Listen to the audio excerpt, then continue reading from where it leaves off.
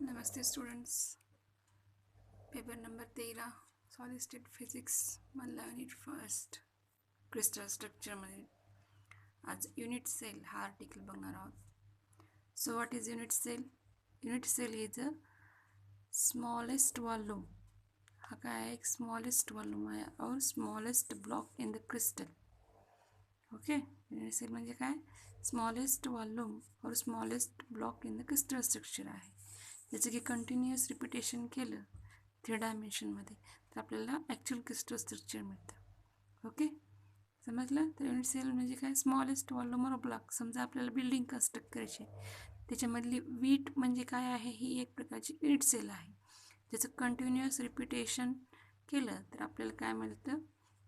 एक प्रकारची बिल्डिंग तयार होते. मग ते बिल्डिंग तयार होण्यासाठी जी वीट आहे ती म्हणजे काय काय असते? Unit cell. तसं इथं क्रिस्टलमध्ये काय?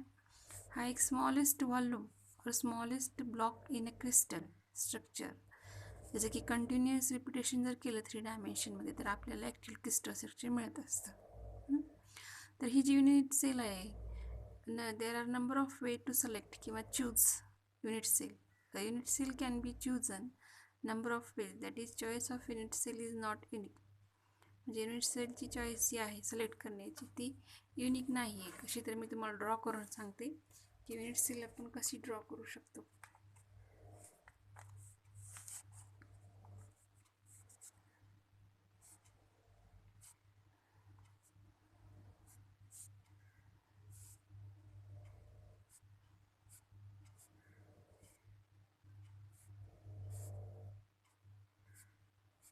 हे काय झालं? Lattice point. लॅटिस म्हणजे काय? अरे ऑफ पॉईंट्स. ठीक आहे, तर ह्याच्यामध्ये आपल्याला आता युनिट सेल दाखवायची आहे.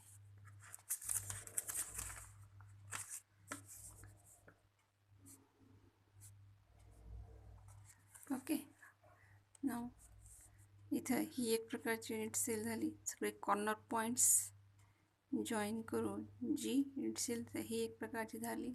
अजून कशी ड्रॉ करू शकतो आपण ह्या टाईपमध्ये? युनिट सेल म्हणजे काय? स्मॉलेस्ट ब्लॉक और स्मॉलेस्ट व्हॉल्यूम अशा प्रकारे. ठीक आहे, अजून कशी ड्रॉ करू शकतो आपण?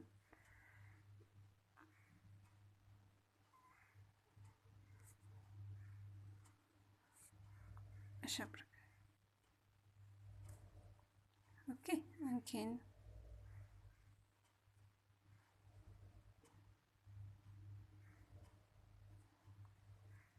अशा प्रकारे. हे कॉर्नर पॉईंट्स आहेत म्हणून ह्याला ए नाव देते. ह्याला ए ए इथं मध्ये एक पॉईंट आहे ही वेगळी म्हणून ह्याला बी.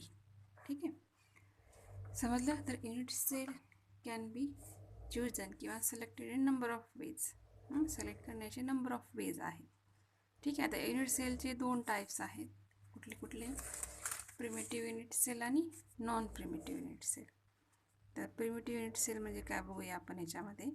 जसं की फिगरला ऑब्झर्व केलं तर आपल्याला लक्षात येईल की प्रिमिटिव्ह युनिट सेल आणि नॉन प्रिमिटिव्ह युनिट सेल म्हणजे काय. ज्या सेलच्या आता हे बघा ए ए ए ह्या फिगरला जर ऑब्झर्व केलं ह्या सेलच्या लॅटिस पॉईंट्स कुठे आहेत? हे फक्त कॉर्नरलाच आहेत. ओके, कुठे आहेत? कॉर्नरला. मग अशा सेलला काय म्हणायचं? Primitive unit cell. Lattice point कुठे आहेत? फक्त कॉर्नरला. जर इथं हे जर फिगर ऑब्झर्व केली मध्ये एक लॅटिस पॉईंट आहे, कॉर्नर प्लस सेंटर. अशा टाईपच्या सेलला काय म्हणायचं? Non primitive. ओके, तर प्रिमिटिव्ह युनिट सेल म्हणजे काय? जिचे लॅटिस पॉईंट्स फक्त कॉर्नरलाच असतात त्या सेलला काय म्हणायचं? Primitive unit cell. बघा याचं डेफिनेशन. प्रिमिटिव्ह युनिट सेल म्हणजे all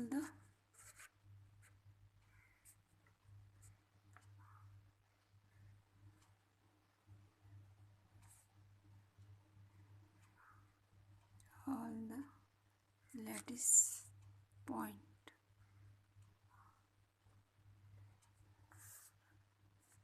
all the lattice point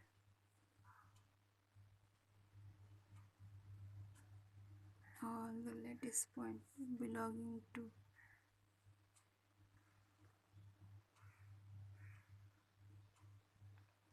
unit cell lie at its corner. Okay, all the lattice points belonging to unit cell lie at its corner. Such a unit cell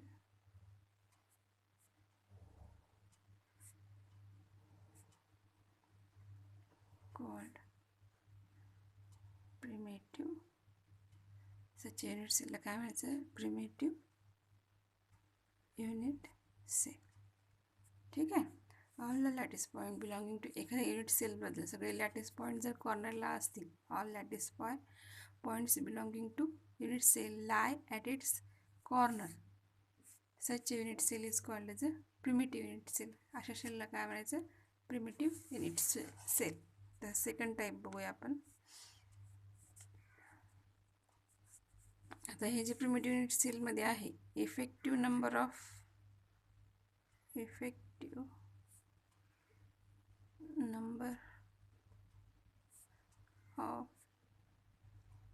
lattice point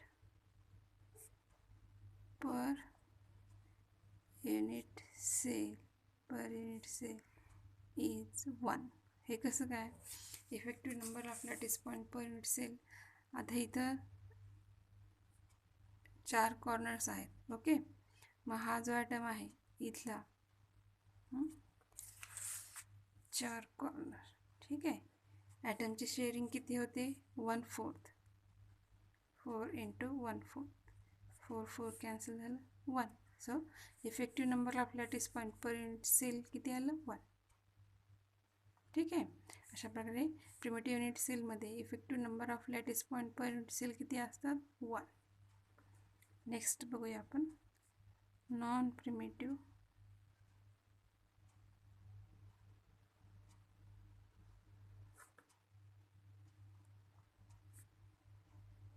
unit cell. Okay,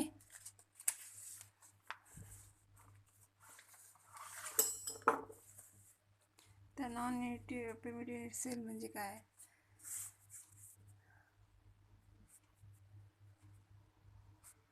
the unit cell marked as A B, जसे की फिगरमध्ये दाखवलेलं.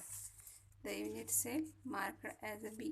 इथं काय आहे कॉर्नरला पण points आहेत plus additional एक पॉईंट आहे. ओके, ॲडिशनल लॅटिस पॉईंट आहे at the centre of unit cell. अशा युनिट सेलला काय म्हणायचं non primitive unit cell. The unit cell marked as B. The unit cell marked as a B contain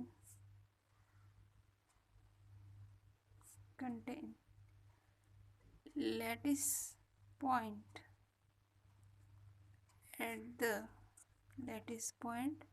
at the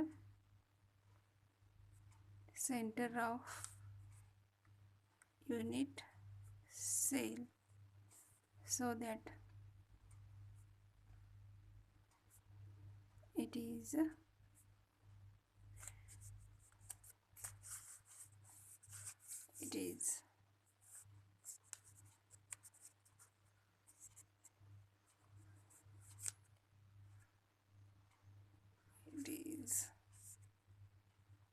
called non-primitive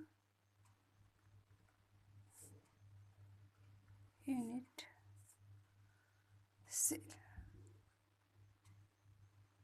ठीक आहे. Additional point जर असेल corner item plus सेंटरला जर पॉईंट असेल तर त्याला काय म्हणायचं non primitive unit cell. Okay, मग इथं इफेक्टिव्ह नंबर ऑफ आयटम्स किती असतील ग्रेटर दॅन 1. इफेक्टिव्ह कारण सेंटरला एक आहे. Effective number of atoms per unit cell is greater than एकपेक्षा मोठे असतात. ठीक आहे, समजलं. युनिट सेल म्हणजे काय? इट इज स्मॉलेस्ट व्हॉल्यूम और smallest block of the crystal is a continuous repetition in 3D will give the actual crystal structure. ठीक आहे, तर it can be selected in number of ways. याचे दोन types आहेत. कुठले कुठले? Primitive unit cell and non primitive unit cell. Primitive unit सेलमध्ये कसं फक्त कॉर्नरलाच ॲटम असतील. The all lattice points belonging to unit cell lie at its corner. फक्त कॉर्नरलाच असेल त्याला काय म्हणायचं? प्रिमिटिव्ह. ओके, नॉन प्रिमिटिव्हला काय? ॲडिशनल पॉईंट असेल, corner plus additional point. The unit cell mark as the lattice point as the centre of unit cell, so that it is called as a non-primitive unit cell. ठीक आहे, effective number of atoms greater than 1 असतात. Okay,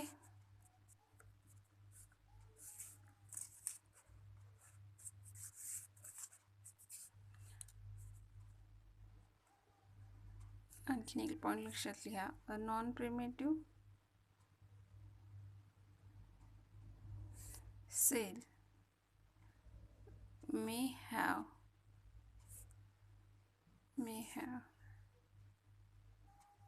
lattice point at the cornerला पण असेल corner as well as at the other location. Corner as well as other location, both inside and on the surface of the cell.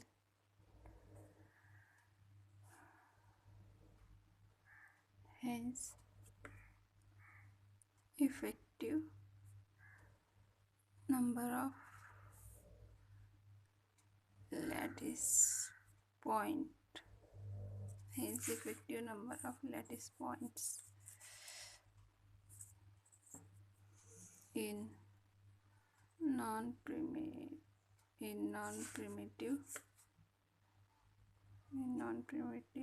cell is greater than 1. ठीक आहे, कुठल्याही लोकेशन्सला point असतात inside और at the surface, both inside and on the surface of the cell. Hence, effective number of lattice point per greater than 1. ठीक आहे, राहील लक्षात. तर अशा प्रकारे आपण युनिट सेल म्हणजे काय त्याची फिगर वरून आपण सांगू शकतो. इट इज स्मॉलेस्ट ब्लॉक और smallest volume of the this repetition, continuous repetition in 3D give the actual crystal structure. आता एक प्रकारची आपल्याला युनिट सेल बघायची. कसली ती? विग्नार सेट्स प्रिमिटिव्ह सेल. ती कशी कन्स्ट्रक्ट करायची? लॅटिस पॉईंट दिलेले असतील आपल्याला, तर त्याच्यापासून आपण कसं युनिट सेल कन्स्ट्रक्ट करू शकतो, एक एक्झाम्पल दिलेलं आहे इथं बघा.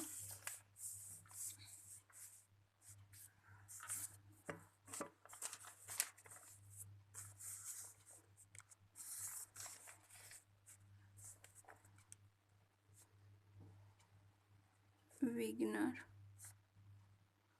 sets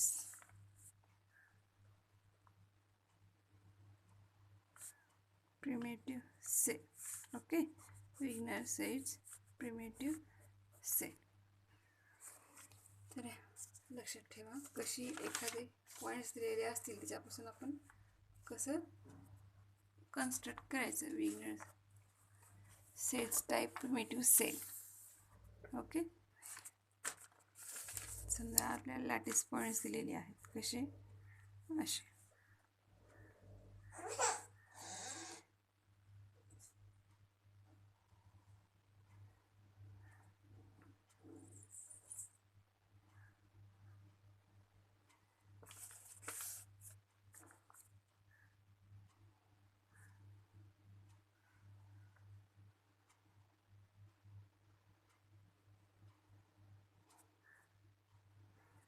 ओके, असे लॅटिस पॉईंट दिलेले आहेत.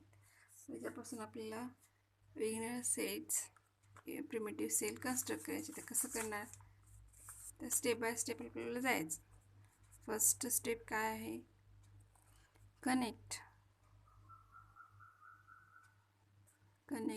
अ गिवन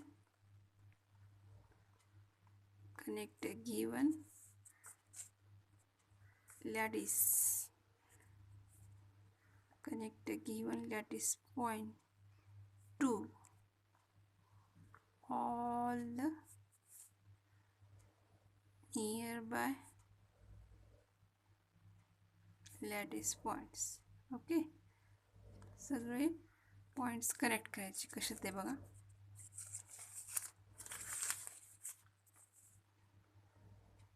अशा प्रकारे.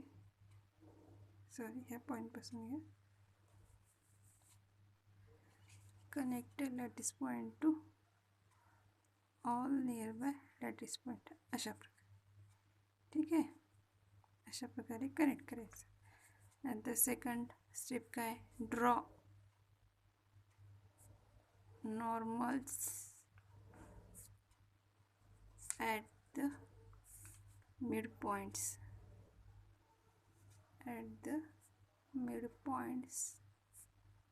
of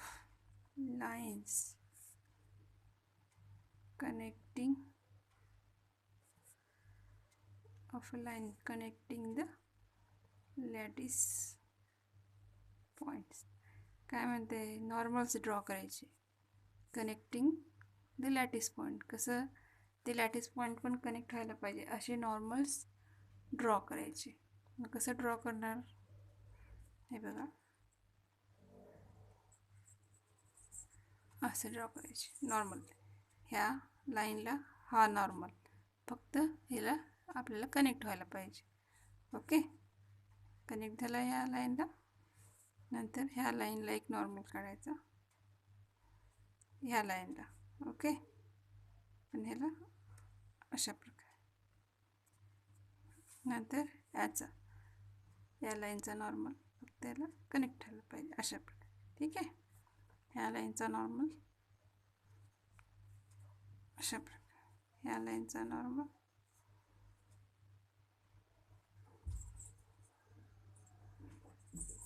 अशा प्रकारे. ठीक आहे, ह्या लाईनचा नॉर्मल अशा प्रकारे. ठीक आहे,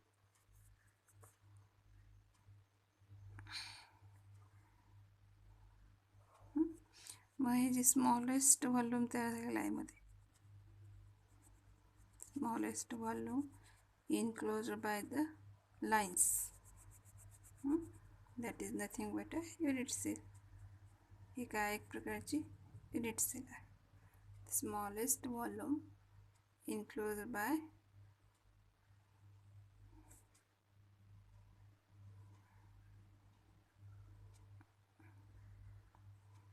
हे जे आहे हे असे ह्याला द्यायला पाहिजे.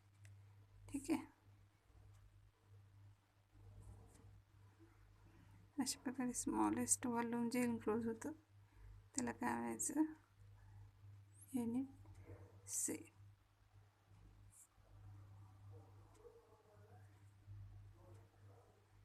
ही लाईन काढू नका इथली. Okay,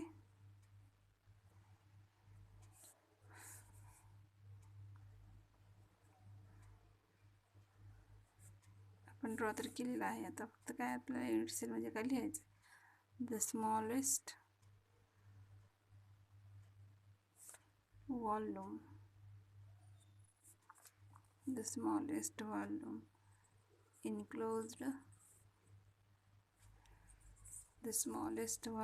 enclosed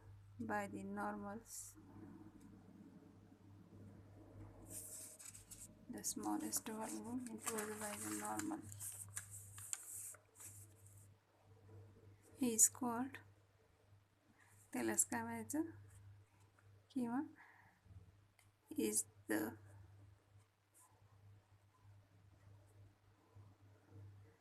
required primitive cell. ही काय आहे, रिक्वायर्ड प्रिमिटिव्ह सेल आहे. ठीक आहे.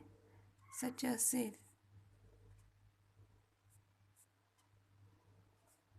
सच अ सेल अशा प्रकारची सेल जी आहे, such a cell is called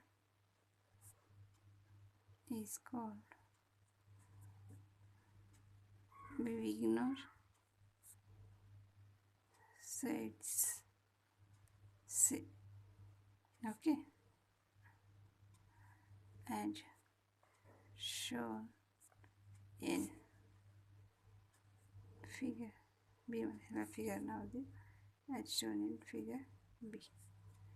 ठीक आहे. ओके, मग आता ह्याचं वॉल्यूम कसं रिप्रेझेंट करता येईल आपल्याला? The volume of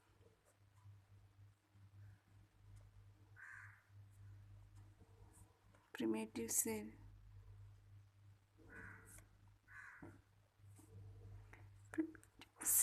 having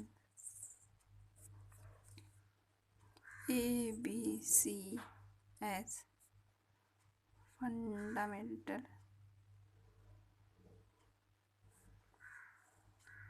translation vectors. काय ते फंडामेंटल ट्रान्सलेशन वेक्टर और त्यालाच काय crystallographic axis along x axis A, along B axis, along y axis B, along C axis C is given by. Okay, त्याचं volume कसं काढणार, याचं काय फॉर्म्युला? मग volume is equal to A dot B cross C. ठीक आहे. Okay, अशा प्रकारे त्याचा आपण व्हॉल्यूम काढू शकतो. तर volume of unit cell is equal to काय? A dot B cross C. Okay, ABC काय आहे? डिस्टन्स अलॉंग एक्स वाय आणि झेड ॲक्सिस, त्याला की फंडामेंटल ट्रान्सलेशन वेक्टर म्हणतात ABCला. ओके, अशा प्रकारे युनिट सेल म्हणजे काय, beginner cells type primitive cell कसं कन्स्ट्रक्ट करतात ते बघितलं आपण. नंतर त्याचं व्हॉल्यूम कसं काय, व्हॉल्यूमचा फॉर्म्युला काय आहे तो बघितलं. व्हॉल्यूम इज इक्वल टू काय फॉर्म्युला आहे? A dot B cross C हा फॉर्म्युला आहे. ठीक आहे. तर डिफाईन युनिट सेल असा क्वेश्चन किंवा write a short note on unit cell असा क्वेश्चन एक्झामला हमखास असतो. ठीक आहे. तर खूप महत्त्वाचा आहे आर्टिकल हा युनिट सेल.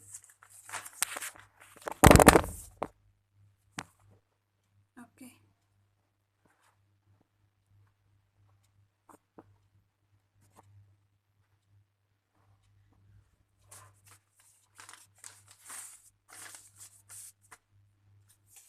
समजलं? एकदम सोपं आर्टिकल आहे. ठीक आहे. बुक्समध्ये अशा प्रकारची फिगर जी वेगळ्या सेल्स टाईप आहे ती अशी दाखवलेली आहे. Connect a given point lattice point two all nearby lattice point. Draw normals connecting lines. Draw normals at the midpoints of the line connecting the lattice point. मिडपॉईंटला काय करायचे, लाईन्सच्या नॉर्मल्स ड्रॉ करायचे connecting the lattice point. The smallest volume inquired by normals is required primitive cell. हे solid स्टेटच्या पुस्तकामध्ये आहे. तुम्ही ह्या युनिटसाठी सॉलिड स्टेट फिजिक्स हे बुक्स SO पिल्लीचं या रायटरचं वापरू शकता. आपल्या लायब्ररीमध्ये हे बुक आहे. ठीक आहे.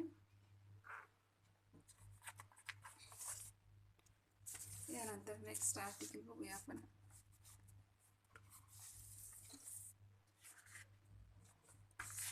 ट्रान्सलेशन वेक्टर्स मी मागे तुम्हाला सांगितलेलं आहे, तरी अनेकदा रिव्हिजन म्हणून घेत आहे. So what is translation vectors? To represent the lattice points in a space. स्पेसमध्ये रिप्रेझेंट करण्यासाठी काय, points. Coordinate system is required. आपल्याला काय लागतं, कोऑर्डिनेट सिस्टीम लागते. एक्स वाय झेड ॲक्सिस लागतं का नाही, एखाद्या पॉईंटचं पोझिशन सांगण्यासाठी. तसं all the lattice points can be generated by translating 3 non coplanar unit vectors. सगळे लॅटिस कसं जनरेट होतात, translating the 3 non coplanar x y z axis जे असतात ना, ते axis. Non-coplanar vectors. These three non-coplanar vectors consist of coordinate system. त्यालाच काय XYZ लाच काय म्हणतो आपण ॲक्सिसला कोऑर्डिनेट सिस्टीम. आता ते एक्झाम्पल दिलेलं आहे. कन्सिडर अ 2 डायमेन्शनल अरे ऑफ लॅटिस पॉईंट्स. हा काय 2 डायमेन्शनल अरे ऑफ लॅटिस पॉईंट्स आहे. हे डिस्टन्स किती आहे ए, हे बी, हे ॲक्सिस कुठला आहे एक्स ॲक्सिस, हे ॲक्सिस कुठला आहे वाय ॲक्सिस.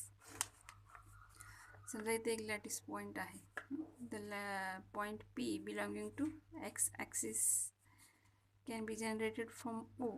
हा पॉईंट पी कसं जनरेट होतो ओपासून, तर एचं 3 वेळेस असं. So the lattice point P belonging to x axis can be generated from O by translating vector a 3 times. Vector a किती वेळेस ट्रान्सलेट करावं आपण 3 time. That is O P distance काय झालं 3a. ओके, ओ पी डिस्टन्स काय झालं 3a. Similarly along y direction the lattice point Q, म्हणजे y डायरेक्शनला कुठल्या डायरेक्शनला ह्या डायरेक्शनला वाय डायरेक्शनला लॅटिस पॉईंट क्यू कसं दाखवू शकतो आपण. Similarly the lattice point Q in y direction is equal to किती डिस्टन्स आहे ते क्यू. बीला किती वेळेस ट्रान्सलेट करा 2 वेळेस 1 2 2 2b. ओके, अशा प्रकारे.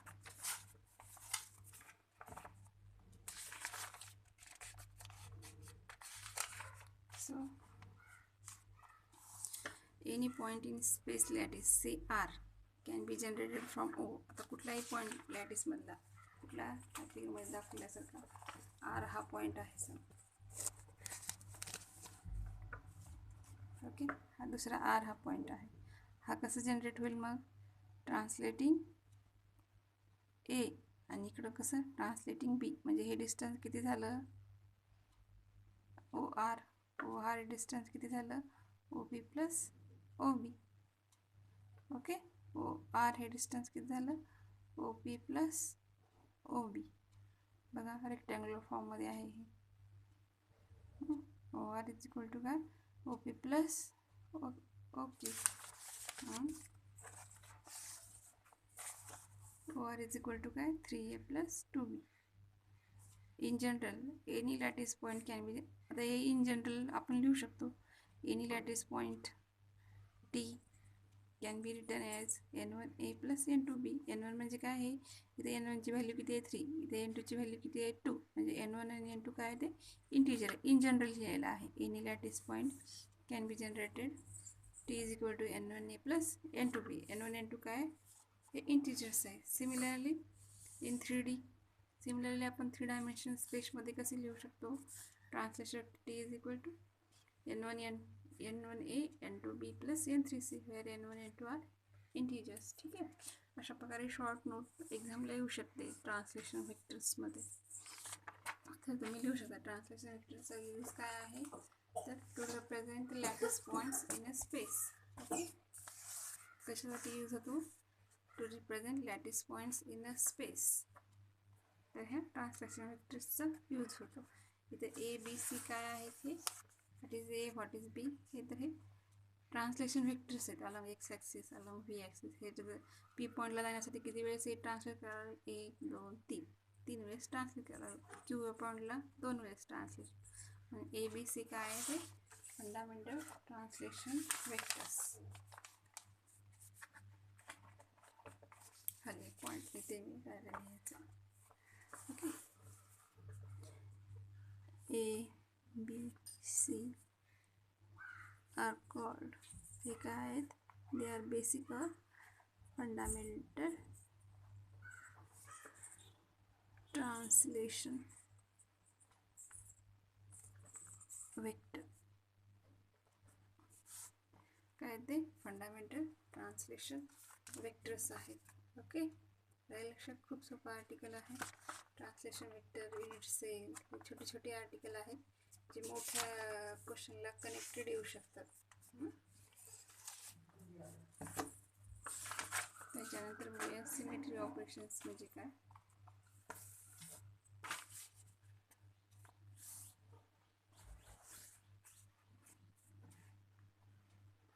ओके,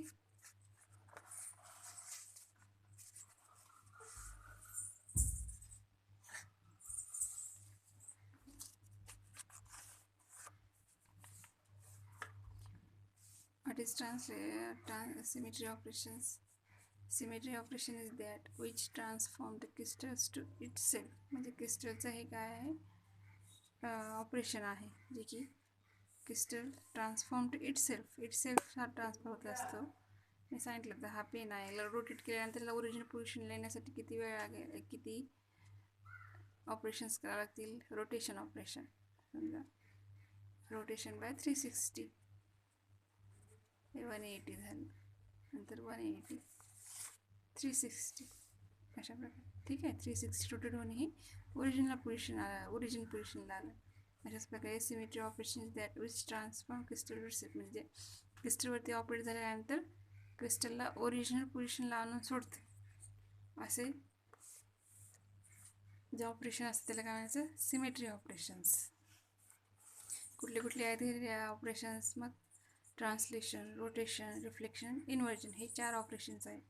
कुठले कुठले? Translation, rotation, reflection and inversion. The translation operation applies to lattice points only. हे ट्रान्सलेशन कशाला अप्लाय होतं? फक्त पॉईंट्सला अप्लाय होतं.